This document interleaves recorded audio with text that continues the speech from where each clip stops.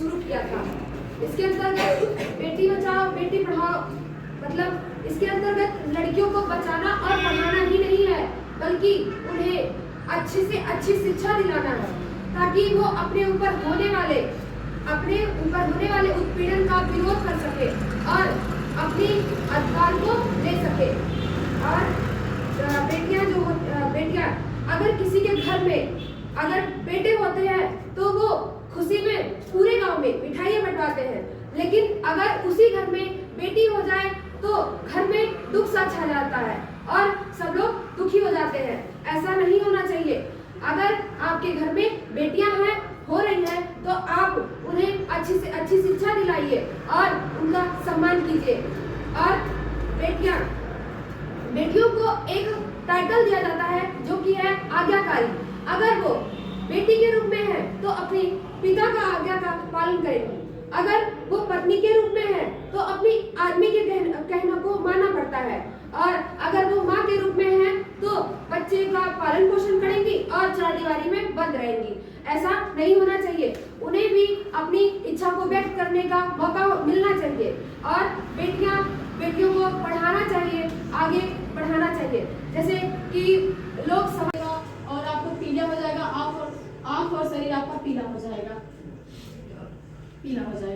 और ये जो वायरस होता है हमारे शरीर को दो तरीके से मतलब संक्रमित करता है। पहला होता है इक्विड HCV वायरस। इस वायरस में जैसे कि मैंने अभी बताया ये सब लक्षण इक्विड वायरस में दिखाई देते हैं, लेकिन दूसरा वो होता है जो इक्विड वायरस के लक्षण ना उत्पन्न करके वो आपके शरीर को अंदर से आपके लीवर को पूरी तरह से डैमेज करते हैं। ये वायरस आपके शरीर में रहता है, आपको पता भी नहीं चलेगा कि ये वायरस आपके शरीर में है, और आपको धीरे धीरे आपके लीवर को ये पूरी तरह से डैमेज कर देगा और आपको लीवर सिरोसिस या लीवर कैंसर हो जाएगा। और इसका कोई हमारे प्रिय अभिभावक को और हमारे पूजनीय गुरुजन को और हमारे प्रिय सहपाठियों को तहे दिल से सत वंदन अभिनंदन करते हैं।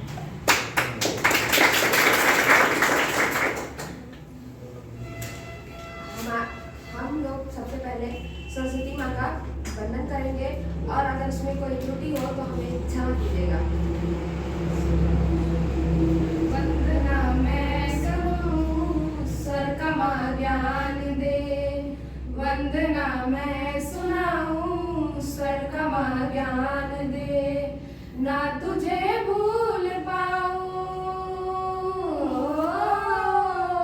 ना तुझे भूल पाऊं ऐसा वरदान दे, वंदना मैं सुनाऊं स्वर का माँ ज्ञान दे, वंदना मैं सुनाऊं स्वर का माँ ज्ञान दे, माँ मुझे प्यार दे दे ज्योति तेरी जलाए, मुझे भवतार दो माँ में आए, माँ मुझे प्यार दे दे ज्योति तेरी जलाए, मुझे भवतार दो माँ तेरे चरणों।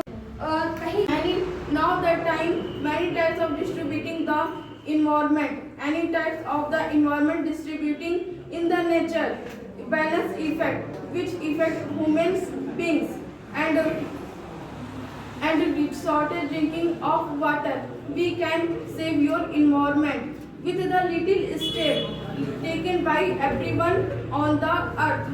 We should reduce the amount waste which throwing the waste properly to it on place only. We can save your environment. We can save your environment in the earth. In the earth you are protected your environment and protected ourselves and future as well. And do not. फिर बहुत खुश होने से भी heart attack होने के chances बढ़ जाते हैं।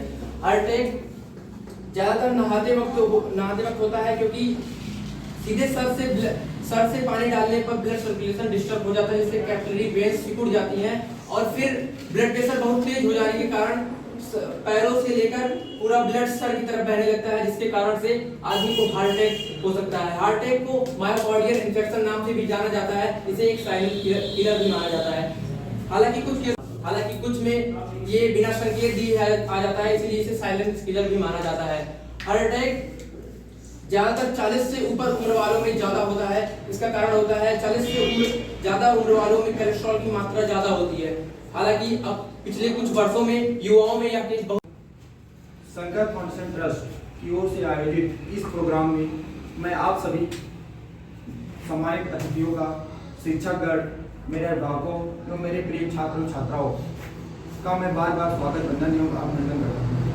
आज मैं आपको एक बहुत ही महत्वपूर्ण बीमारी के बारे में बताने जा रहा हूँ, जो कि हैजा और फ्लू जैसे संक्रमित बहुत ही तेजी से फैला हुआ है।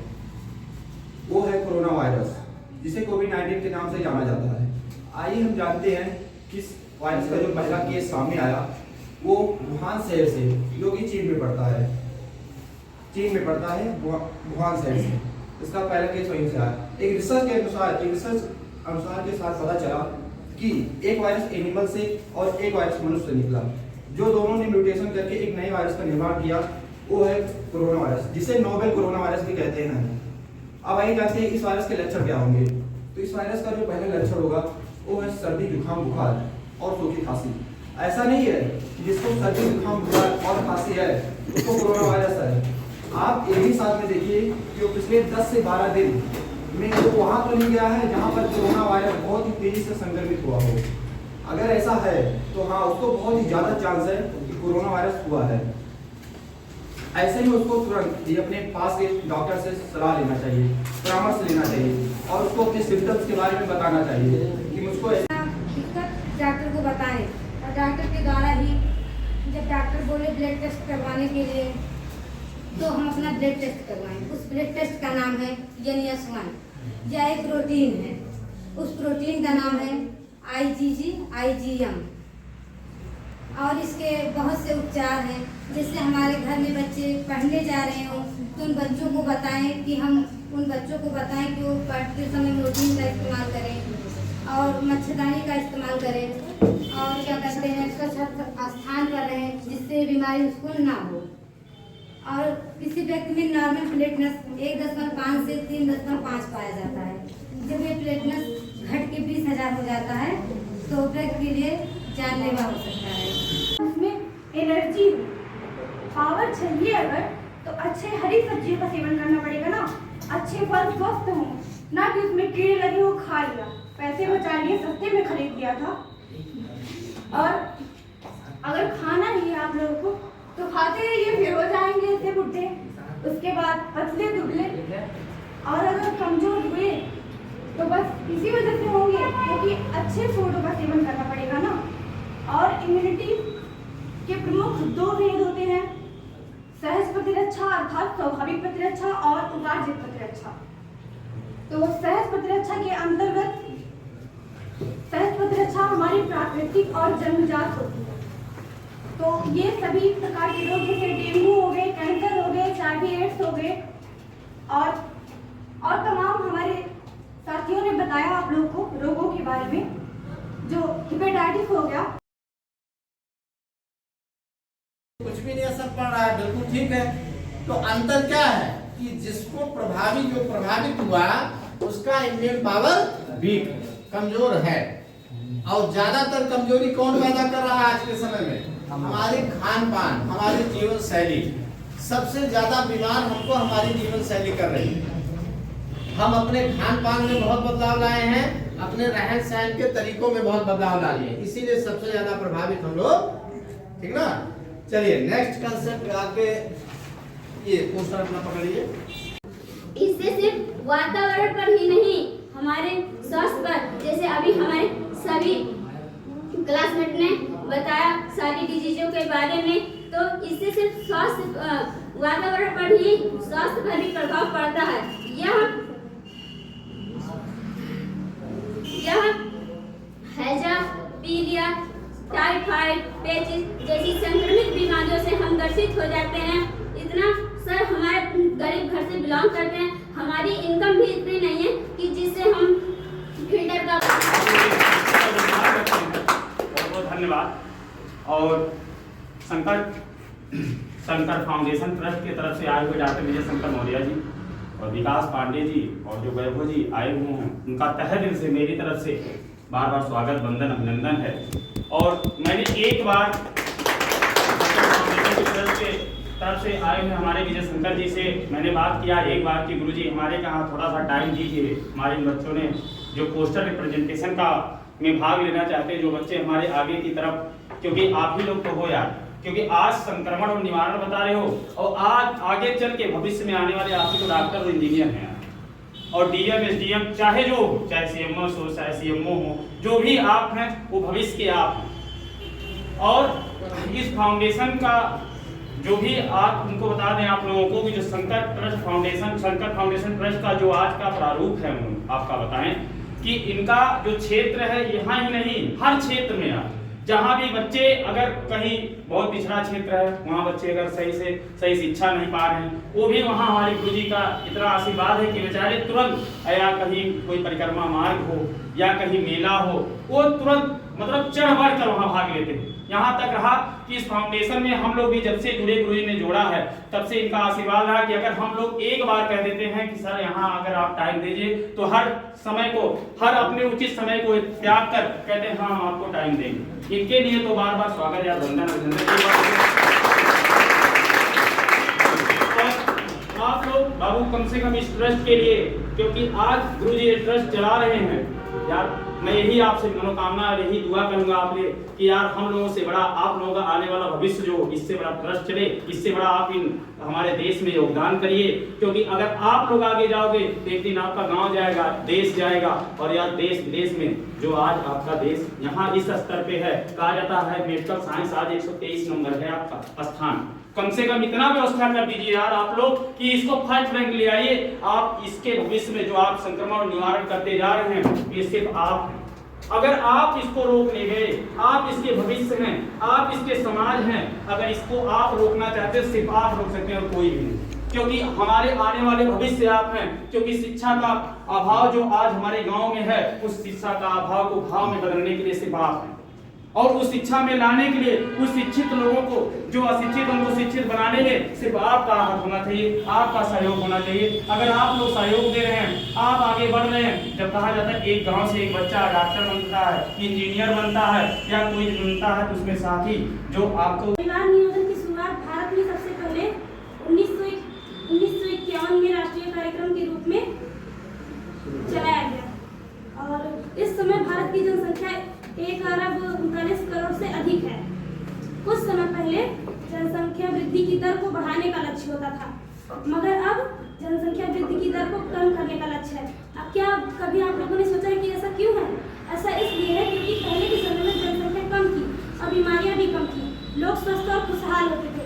पर अब के समय में जिस तरह जनसंख्या बढ़ रही है उसी तरह प्रकार की बीमारियां भी बढ़ रही हैं और यह एक चिंता का विषय बनता जा रहा है। भारत में जनसंख्या पर नियंत्रण न होने के अनेक कारण हैं। यहाँ परिवार नियोजन पर बात करना उचित नहीं समझा जाता। किसी परिवार में एक पुत्र के जन्म को बहुत ही गौरवपूर्ण माना जाता है और वो पुत्र पैदा होने की आस में बार बार बेटियों को जन्म देते हैं। और आप सभी को पता है कि भारत में बहुत सारे धर्म और जाति के लोग रहते हैं। यहाँ सभी धर्म और जाति के लोग इसमें से कुछ समझदार और पढ़े लिखे लोगों को छोड़कर सभी धर्म और जाति के लोग अपनी अपनी जनसंख्या को के संचालक मित्र हमारे अनिल कुमार गौर,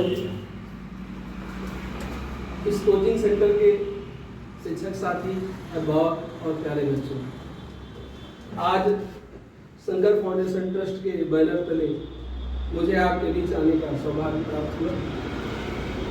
यहाँ आके आपकी प्रतिभाओं को देखने का अवसर मिला।